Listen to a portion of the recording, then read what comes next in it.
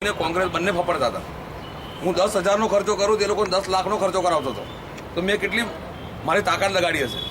મારાથી ફફડતા હતા, મને કહેવા આવતા હતા કે ભાઈ બાપા, મારા મામાને કીધું, મારા મધરને ફોન કર્યો, બધા વારાફરતી બધાના પ્રેશર આવ્યું મારી પર, તો પણ હું લડ્યો. જે અમારે એમાં ફતેહથી 10 વર્ષથી લડતો હતો, ડોન કહેવાય, ગુંડો કહેવાય, એના ગામમાં જઈને મેં પ્રચાર એવો કર્યો કે હું જીતીશ તો દિવાળી કરીશ અને હારીશ તો હોળી કરીશ. મેં એમ કીધું હતું. એ મારાથી ફફડતો હતો કે હાલો આ ડોન છે, હું ડોન છું.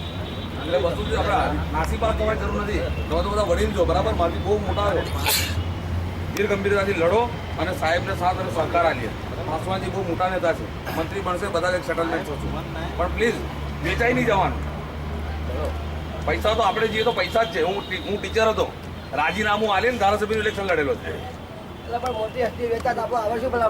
તારે પછી હું ટીચર હતો, એક શિક્ષક હતો, પ્રાઇમરી સ્કૂલમાં ટીચર હતો. મેં રાજીનામું આપી દીધું. સાહેબ મારા પાસવાન મુકેશ ગુર્જર છે અહીં ગાડી, એમને હું બહુ માનું છું. આજે 11 વર્ષથી પાર્ટીમાં છું. શું રે સાહેબ, બસ હું એ જ માનું છું કે જે કરે સાહેબ બરાબર કરે.